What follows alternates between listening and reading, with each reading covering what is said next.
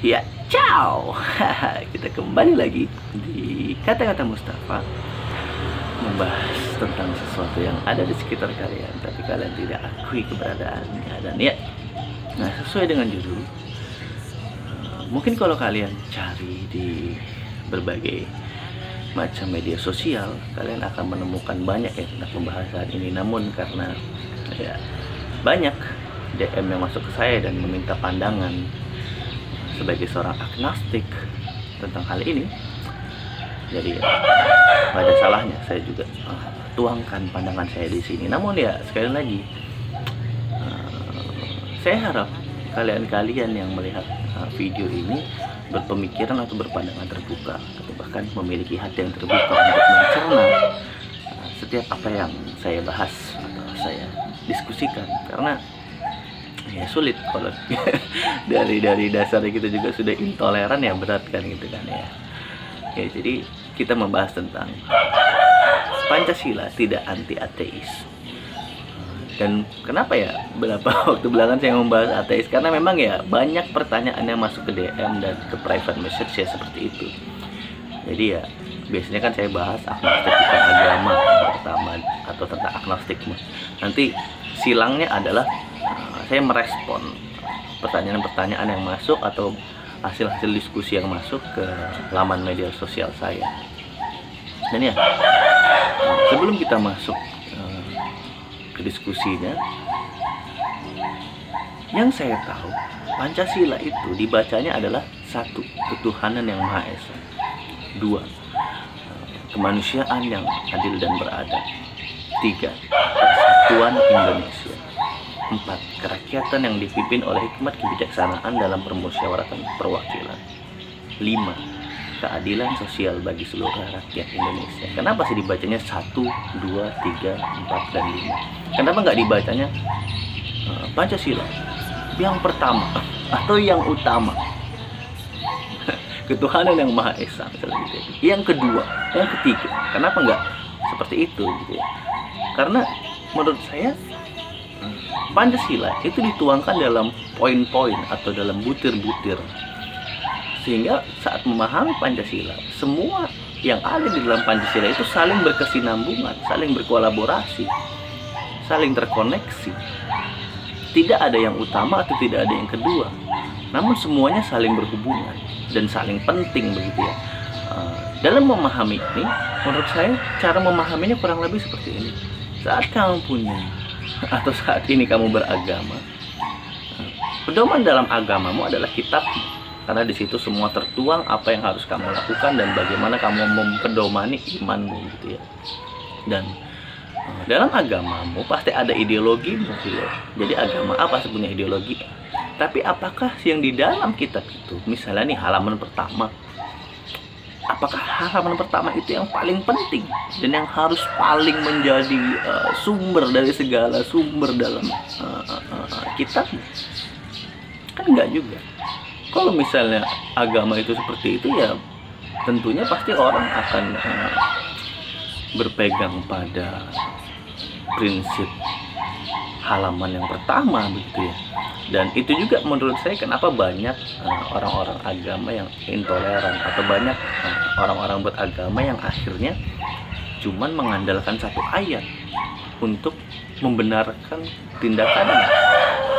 Karena ya memang dia tidak memahami seluruh isi dalam kitab itu gitu. Tapi karena ada orang yang mendoktrin, ada orang yang mempengaruhi, ya akhirnya seperti itu.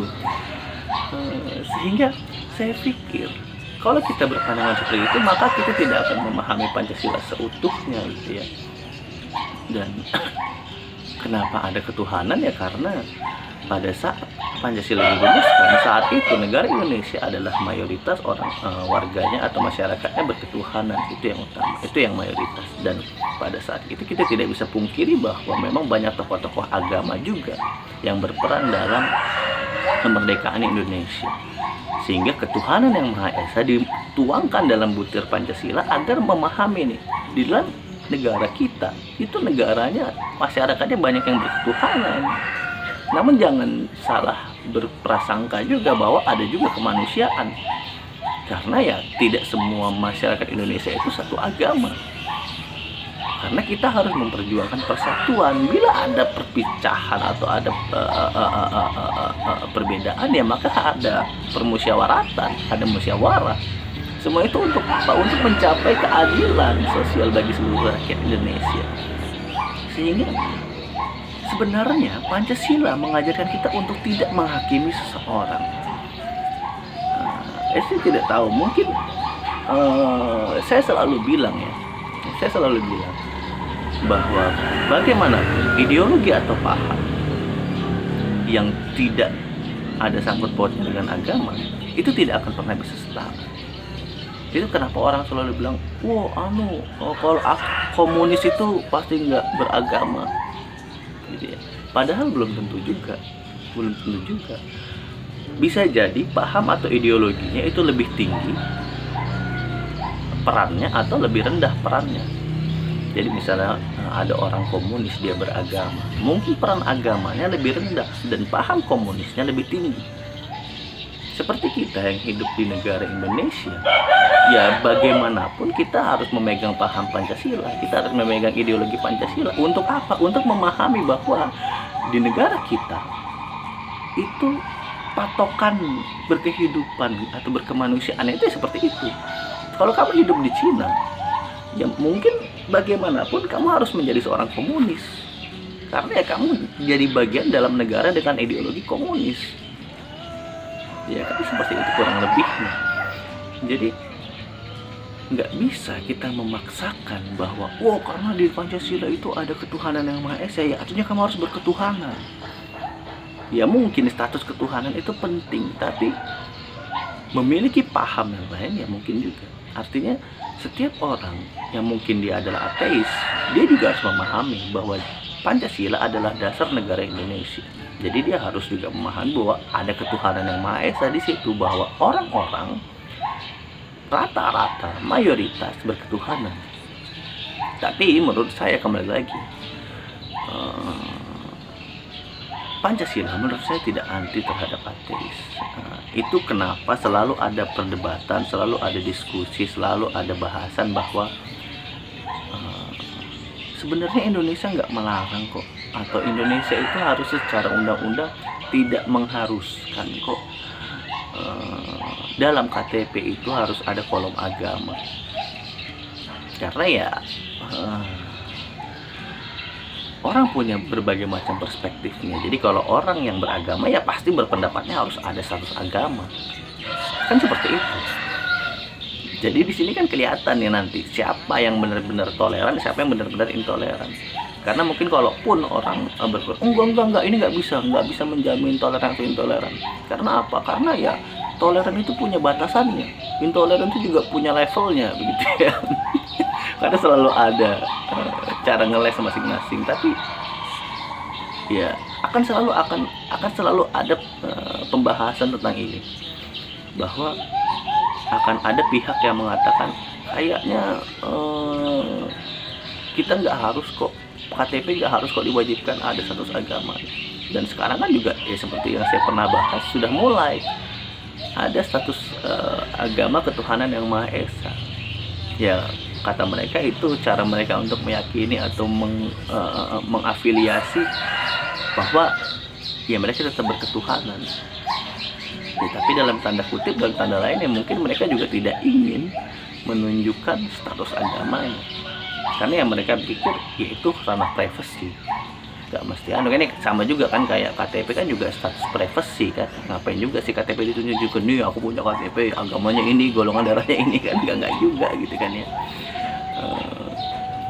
Jadi saya selalu berpendapat sekali lagi, kalau orang yang bilang Pancasila itu yang utama adalah ketuhanan yang Maha Esa, yang pertama itu adalah ketuhanan yang Maha Esa, ya pasti ini orang yang bilang gini orang yang beragama.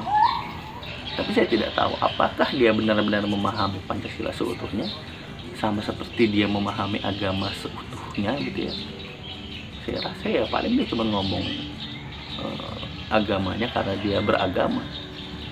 Selain itu ya paling dia cuma copy sumber-sumber yang dia dapat. Ini nih penjelasan tentang ini nih penjelasan tentang ini. Dia nggak berdiri sendiri atas prinsip dan pandangannya. Dan Ini yang menurut saya harus kita pikir dengan pemikiran terbuka, harus kita pelajari dengan hati yang terbuka, bahwa nggak semua orang itu bisa mewakili 10 orang yang sama. Artinya kalau di Indonesia ada 100 juta orang manusia, ya setidaknya ada 10 juta yang berbeda. Kan seperti itu. Dan apakah semua harus diprinsipkan dengan pemikiran atau pedoman yang sama? Ya karena kita tinggal di Indonesia, kita harus paham kita punya ideologi atau paham Pancasila. Itu yang utama. Itu yang utama ya. Dan dalam Pancasila kita percaya dengan butir-butirnya, kita paham dengan butir-butirnya, bukan hanya percaya atau paham dengan yang utama saja, begitu kan? Dan untuk merumuskan itu ya kita butuh ilmu pengetahuan yang cukup, sehingga kita tidak penahu. Kalau orang Banjar bilang, nggak tahu kalau bahasa lain, kalau orang Banjar bilang itu penahu, kalau bahasa gaulnya sok tahu, atau kita menghakimi sebelum kita memahami. Dan ini penting ya. Mungkin itu juga kenapa akhirnya ada beberapa tokoh yang menyarankan atau memberikan solusi bahwa harus ada haluan ideologi Pancasila. Karena ya memang rata-rata orang-orang kita memahami itu sebagai yang utama, bukan butirnya, bukan poinnya, tapi itu ada seperti gratifikasi levelnya. Oh, ini Pancasila nomor 1, ini yang utama, harus menjadi yang utama. Ya, kalau begini terus, kapan kita belajarnya? Ciao.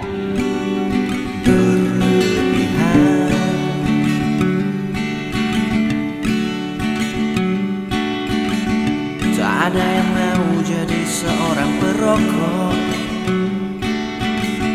tak ada yang mau jadi pemabuk dan pecandu.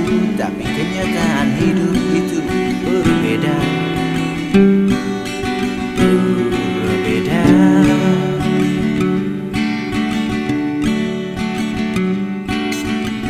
Belok kanan, belok kiri, jalan ke bawah.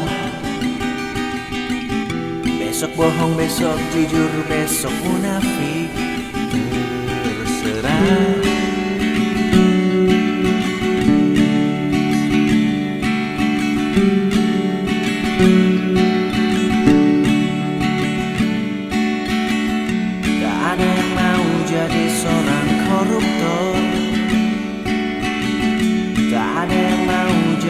Pelacur dan istri kedua, tapi kenikmatan dunia lebih dari itu.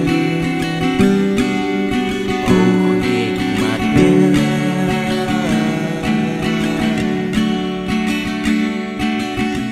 Lahir dibaptis, besar naik haji, hati pelangi. Mulut cuci, hati kasar, otak ditaruh di biji. Terserah.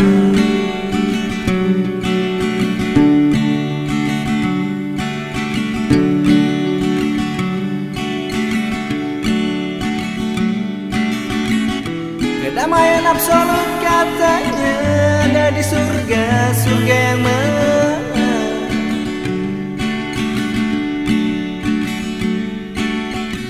Katanya ikuti saja Tuhanku, ayolah Tuhan, Tuhan yang mana?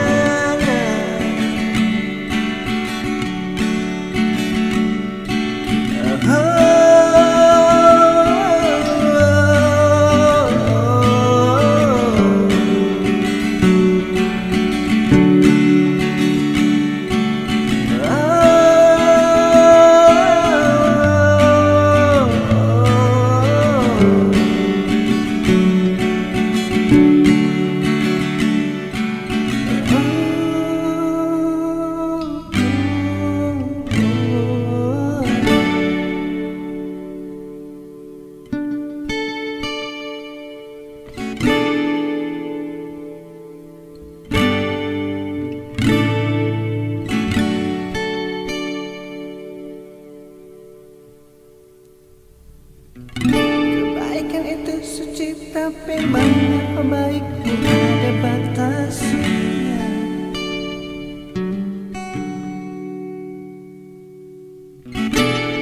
bagaikan tak terbatas katamu itu pasti